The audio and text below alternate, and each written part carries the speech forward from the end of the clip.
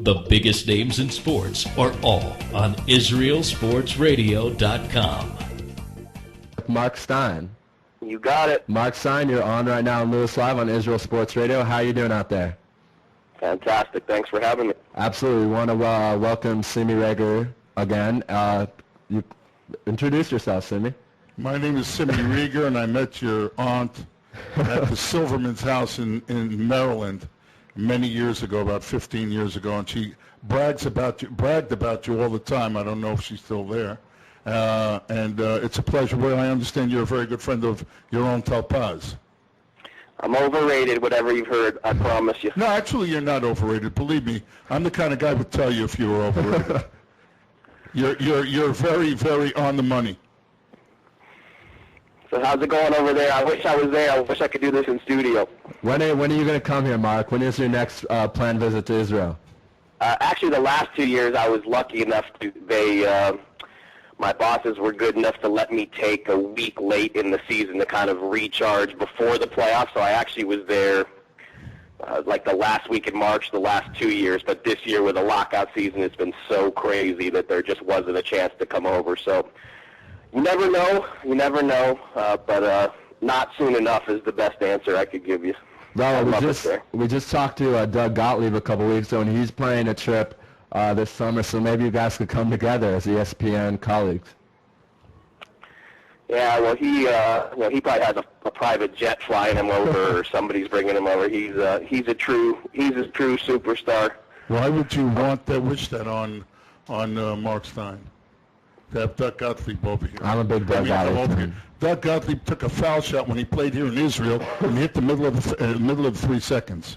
That's how good he was. Maccabi Ra'anana, I believe, right? Yeah. Right. Who's now Bnei Sharon, I think. Herzliya. Yeah, right. Anyway, Mark, we're here to talk playoffs. The playoffs are starting soon. We're going to start out with the Knicks because we got to do that. I'm just going to go ahead and let Simi talk with you about Knicks. So go ahead, Simi.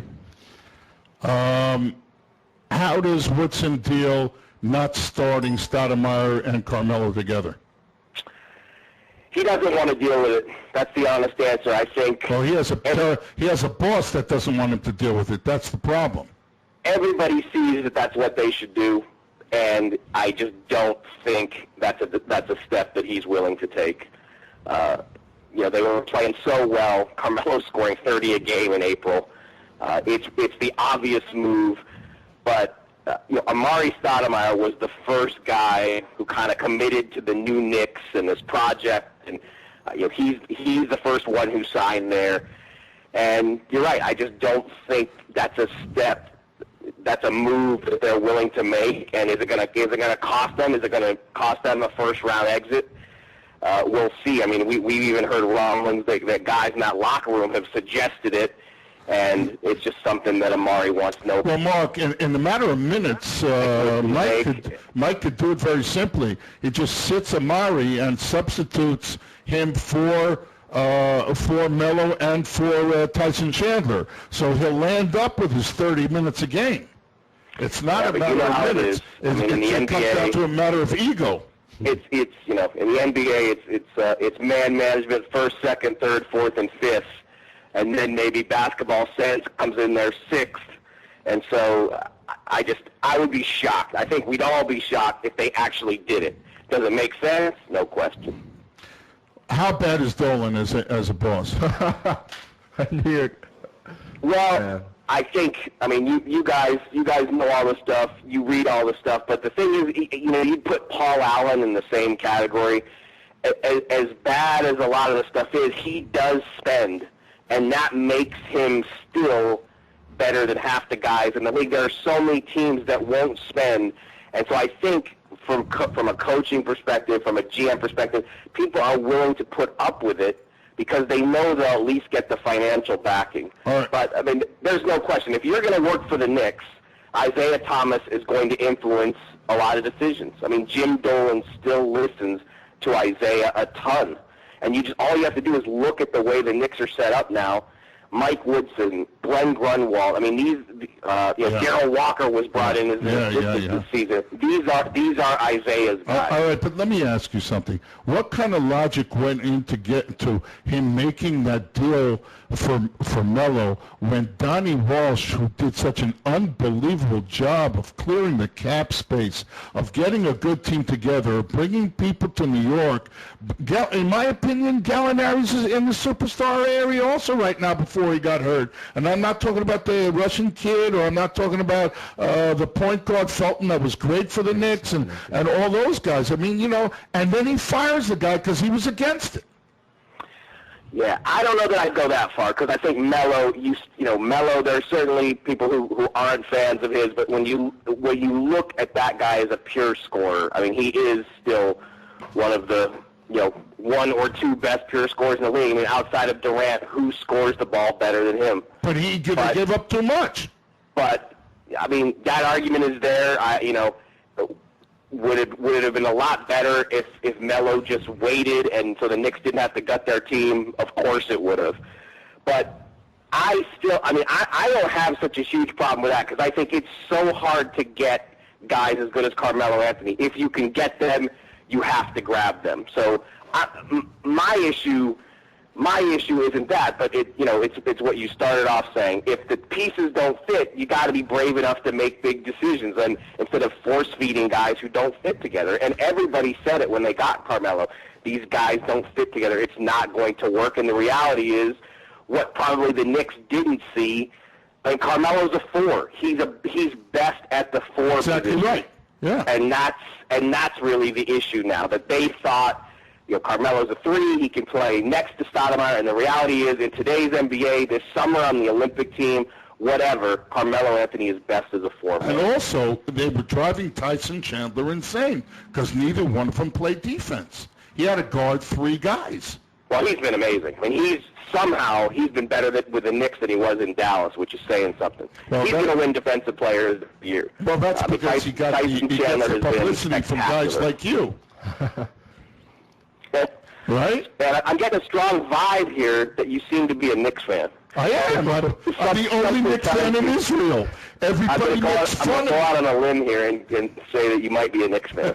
All right, guys, I want to move on to something else because we can't just talk about the Knicks all the time, even though I know you'd love to do that. But I want to talk about a game that Simi actually did here for Channel 5 with Chamesh here. Huge game, the Lakers against the Thunder.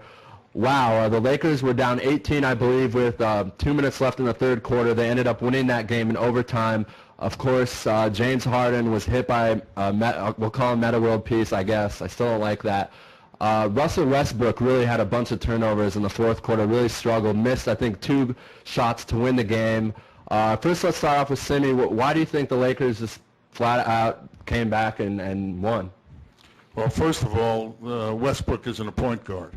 And if you notice, when Harden was in the game, he was actually running the show. He's an up and down kid, and that's one of the things I'm worried about because I came out in Israel last year, and I said the final last year was going to be Chicago against Oklahoma City. And everybody laughed at me, and they realized it very well might have been if Harden doesn't foul out in the 6th game against the Lakers. But my problem is the kid might really be hurt. Harden might really be hurt. We're still waiting. What kind of punishment is he going to get? Right. Yeah, I mean that was as vicious a shot as we've seen, and for no reason. Right. And it's just crazy. I mean, it's really sad. Artest had gotten himself into great shape. He was playing the best ball he's played in at least 2 years. I mean, he had a fantastic April. And don't forget, this is a Laker team that has a horrible bench. Outside of their big 3, it really drops off. Now, Sessions has helped them hugely since they got him at the trade deadline. But this is one of the thinnest teams in the league, certainly the thinnest among the title contenders. They need a productive Ron Artest. So for Artest to lose his mind like that, it's just... What do you think? It really is a blow for the Lakers. I mean, look, on punishments, we always guess high. Everybody's throwing around numbers like it's going to be 10 games, it's going to be 7 games. I think we're all going to expect something high, and it'll probably be closer to 5. But look, the NBA did not rule on this yesterday. They're taking as much time as they can. So they're looking at it from every angle. They know what a big decision this is. They know it's going to set the tone for the rest of the playoffs. So maybe it will be a 7-game or a 10-game, but instinct kind of tells me that in the media we all get, we all start frothing at the mouth and thinking this is going to be the longest suspension of all time, and then it ends up not being as long as we thought. So I'd love to tell you I know, but I'm like everybody else. I have to think we'll hear today. Mark, one of the reasons for everybody getting so upset was the kid just dunked the ball. Artest just dunked the ball, running back, and he hit the kid with a shot for no reason. And a vicious shot, and there was no provocation or anything like that. It wasn't like what we've had seen earlier, if you want to even get stupid, we go to NCAA with Cincinnati and Xavier. Wow. It wasn't any taunting, it wasn't anything. It's just, just couldn't understand it. Well, I'm the biggest Manchester City fan in the United States, and even my 8-year-old son saw it, and the first thing that popped into his head was, he's like Balotelli. He's just like Mario Balotelli. It's an apt comparison. There's no way to explain what went through Meta World Peace's head when he did that. I have a question there was less than zero reason for him to do that, and he did it. I have a question for you. What's the toughest team now for the top teams in the West to knock off in the first round? Good question. Well, Memphis is probably the reflex answer. I think everybody worries about Memphis because they've got the two big men, and nobody multiple guys at that size is actually kind of rare now. So a team like the Spurs, they're absolutely rolling, but we saw what Memphis did to them in the playoffs I'm talking about the lower teams. Who's going to upset? I'm sorry? Who's going to upset the teams? Who's going to go the farthest from the 5, 6, 7, and 8 spot? I mean, I would say in the West, Memphis. Say, hey, Dallas is a defending champion. We got to give them a little bit of respect. Could they win a round? Could they surprise somebody in the first round? What if they Thunder and Harden is not right? I mean, that certainly changes the complexion of that series. The other team I would say is Denver finally has it together. I don't think they can go far. I think they could win a first-round series in an extreme case because they're actually playing really well, and they've gotten healthy now here at the end of the season. But Memphis, for sure, is the team that everybody wants to avoid in the West. I'd like to hear a logical expression. What happened with Lamar Odom? Ooh. That's another one where, it's a little easier to explain than our test. Basically, emotionally, he was never here. He never accepted the fact that he got traded here. Well, you know why he got traded. That's where I'm based. You know why he got traded, don't you?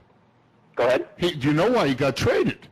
He went up to Kupchak and Buss's son and cursed them both out. And 12 hours later, he was gone. Well, basically, when they put him in the first trade, the first Chris Paul trade, and that fell apart, his people went to the Lakers and said, "You just tried to trade us. Let's just end this now. Trade us somewhere else." But I think from the Laker perspective, I think they also knew we just tried to trade this guy. The trade fell through. His name's going to keep coming up in rumors. How is he going to be able to handle that? Can Lamar Odom play through that? And I think the Lakers felt like the answer was no. Whereas Pau Gasol, he didn't like it either, and Pau Gasol's name was in rumors for the next 3 months after that. But Pau was able to play through it, handle it. He didn't love it, but he got through it. And I think the Lakers basically knew that had Odom kept hearing and reading his name in rumors, that was going to be an issue for them. So once that first Chris Paul trade fell apart, they had to do it. Mark, one of the most easiest places and most comfortable places because of Mark Cuban to play is Dallas. How did this kid lose his mind there? Yeah, I think that's what people around the league are saying, that if you have to leave the Lakers and you're not happy in Dallas, where are you going to be happy? Exactly. Where would you want to play? But I don't think it's as easy to explain as that, because Lamar Odom had a few personal tragedies that hit him over the summer, and the impact of that was he basically didn't touch a basketball throughout the lockout. Now compare that to the previous season, when he played for Team USA at the World Championships in Turkey. So his last season as a Laker, he began it in the best preseason shape of his life and couldn't have started the season sharper and ended up winning the six-man award. When he got traded to Dallas, he basically had not touched the ball for ages. And it took him forever to catch up, and he was playing so poorly. I think that added to the issues, that he had no confidence and could see that he was so far behind, and it just took him forever to catch up. And so I think all these things are interrelated. But mentally, he was just never there. He never came to grips with the fact that he was gone from the Lakers.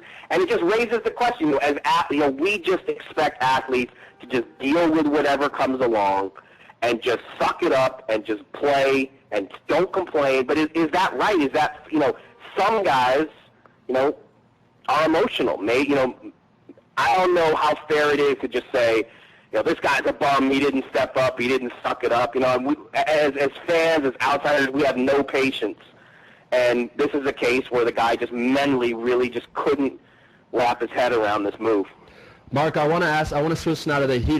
This is something I've been waiting to ask for a while, or wanting to ask someone from ESPN. LeBron James, it looks like he's going to win his third MVP. Now, no player in NBA history has won his third MVP, has not won an NBA Finals. So how much pressure does LeBron have this upcoming playoffs to prove that he can win finally? I mean, a ton, and honestly, I don't know if the MVP really puts more on him. I mean, once the playoffs show up, it's just a whole new level of scrutiny for him. I've seen Simi at the NBA Finals. You've been in those press conferences, but I've never seen what I saw last season when reporters are in that press conference room using words like choke. LeBron, did you choke? I mean, the playoffs is a microscope on him that maybe no player in the NBA has ever faced. Yeah, well, that's and it's going to be like that until he wins at least one, and he probably has to win more to shut us up. So MVP or no MVP, nobody starts the playoffs with more scrutiny than LeBron James. Mark, this is Ari Lewis, the CEO of Israel Sports Radio. Thank you so much for coming on our network today. I want to ask both you and Simi regarding LeBron winning the MVP. No one has won an MVP unanimously. Shaquille O'Neal almost did it in 2000, one vote shy. Is this the year we finally get a unanimous MVP? You want me to answer first?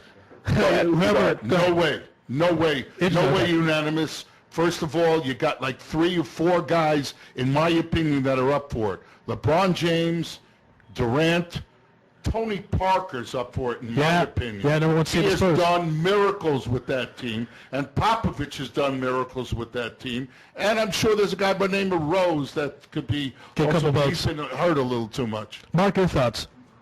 Yeah, there's no way he'll win it unanimously because there are just too many voters who, it's probably unfair, but because the MVP award is only about this regular season. It doesn't. Right. It shouldn't have anything to do with last season's finals.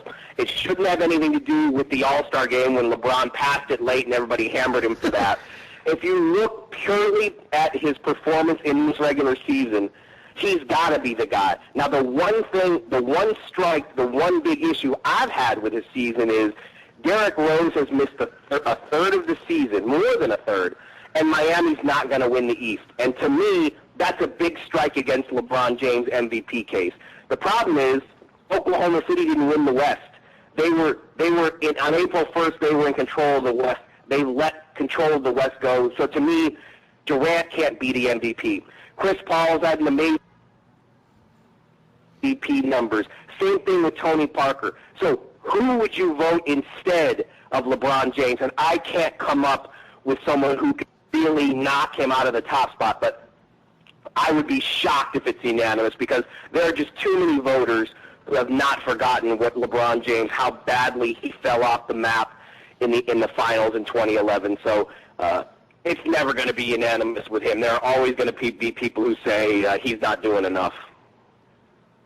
Okay, I wanted to ask you now, a lot of hype about Anthony Davis from Kentucky, that is 14 points a game, I believe 9 rebounds a game and 4.5 blocks a game.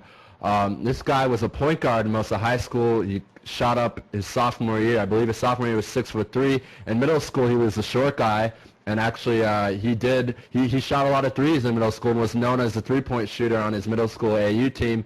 Suddenly, he grows his sophomore to junior year, becomes a big power forward center. Those long arms, those huge arms. Charlotte. Speaking of, Charlotte's probably going to have the number 1 pick, most likely, of course, the lottery. So, God forbid for the kid. Michael Jordan, 21 losses in a row right now for the Bobcats. This team, really, when you think of talent on this team, I think of Kemba Walker, DJ Augustine. After that, it's just a bunch of no-names, Carroll. Well, the thing about Michael Jordan is he could win unanimously the worst owner in the NBA. He's really trying to do it. When you think that 3 or 4 years ago, his starting lineup was Tyson Chandler, Gerald Henderson, and they had a whole crew. They had an all-star. Steven Jackson, right? Yeah, they had Jackson. They had a great. They were 7 seed, 7-6 seed in the East. He did a great job. And now everything's gone down. Yeah, they're unwatchable. If you put them in the Israeli league, they would finish second. Yes. To Maccabi. Second to last. They are historically unwatchable. But here's the thing. I'll confess to you guys, I do not watch college basketball at all. Of course, I know about Davis, and everybody in the NBA is excited about him, but that's really Gottlieb's territory more than mine. But, based on everything I hear just second and third hand, everybody says this guy's the real deal. Everybody says this guy has Kevin Garnett potential. The problem when you're Charlotte is for all this losing, and basically, in the offseason, the Bobcats brought in Rich Cho, who was the former GM of the Portland Trailblazers, worked with the Thunder as well, highly respected executive, and basically he's convinced Michael Jordan, we got to tank, we gotta lose, we gotta get the number 1 pick, we gotta blow this thing up and let all these guys fall off. We gotta get rid of all this. We gotta create cap space. We got to completely start over and blow this thing up. So fine, they're doing that. The problem is the team they have on the floor is so bad. Very questionable how many real NBA guys they actually have on that team. But for all this losing, you only have a 25% chance of winning the lottery, and that's not a very great chance. So what happens if they don't get Anthony Davis? They're in huge trouble. Even if they get him, it's not like Davis is going to show up and can instantly become an all-star and carry you right to the playoffs. So, it is a long road to respectability. And if they don't win their last couple games this week, they finish the season on a 23-game losing streak. So the magical number 23, we're going to have a new association with Michael Jordan if the Bobcats can't win one of these last 2 games. Let me ask you. 2 questions. Rod Higgins, what does he do there? I know he was the general manager in the whatever it was. And explain to me the Philly season, the first half and the second half. Well, Rod is still there. I think he and Rich Cho basically share the duties as Michael's top 2 advisors. Okay. But that team we described when they had Steven Jackson and Gerald Wallace, the thinking there was, we've got a team with a pretty high payroll and a low ceiling. We're not going to get much better than we are now. So their decision was, trade Gerald Wallace, trade Steven Jackson. Let's strip down to nothing and blow this thing up. And that's understandable. That's an acceptable strategy in the NBA. But when you're a bad team, there's a way to be a bad team. There's a way to be scrappy and at least be respectable and give your fans something. But they've been so, they got that 7th win, and they've lost 20 straight, and not just losing 20 straight. They've lost 9 or 10 30-point games. When you're not even competitive, you just don't give your fans any kind of hope. As far as Philly, I think they really were a mirage of the early schedule. They had a really favorable schedule early. And also, don't forget, coming out of the lockout, they brought back their same team from last year. So they had a continuity edge that a lot of teams didn't have. Got out of the gate really well, took advantage of that early schedule, and they play great D&D. That's a fact. But to me, what's happened to them really isn't that surprising because, look at their team. Do they have a top 30 offensive player? And the answer is no. Andre Iguodala. How are they going to? I can't believe what Doug Collins gets out of that team because they cannot score. I mean, they have nobody that they can really rely on late in games to even get a shot. Yeah, you're right. Now let me ask you something. What happened in Indiana this year? How did Vogel get these guys to play so well? They're a real interesting team. They'd probably be, even though they're the third seed, they're probably the sleeper in the East because everybody's talking about Miami and Chicago and Boston. Larry Bird has done a really good job building that team. I think step one was getting David West was huge. He's really been around the block, tough guy and leader, and kind of gave them an edge that they didn't have before. They've done a great job drafting. I'm not the biggest Danny Granger fan in the world, but Paul George is a sensational pick. Everybody loves him. Hibbert has really developed, and that's, I think, where Vogel probably gets the most credit. If you talk to Roy Hibbert, he'll say things like, I would run through a wall for that guy. I would do anything for that guy. I mean, Roy Hibbert completely buys into Frank Vogel, and so it's the best Hibbert's ever played. They're still a little shaky at the guard positions to me, but between Collison and George Hill, they're okay there. But really, George has taken a big step. Hibbert has taken a big step. David West has been a huge boost. They're dangerous. They're the same thing like Philly. There isn't really a classic go-to guy that you'd like to have for the playoffs. But they're a handful. And if you look at what's happening in April, they're really the only team that's played consistently well in April going into the playoffs. And let me ask you something. Why do people give so much crap to Vinny Del Negro? He was in Chicago. He did a good job. I think that's why, because I think it started there. Wow. And he was the easiest guy to go after when the Clippers were struggling. When you really look at that team, there's a lot missing there, too. I mean, they don't have depth. When they lost Chauncey Billups, their bench got even thinner. Sure. All right, Mark, we got to go to a commercial break, but thank you so much for being on Lewis Live on IsraelSportsRadio.com. My pleasure, guys. We'll do it again soon. Litraut.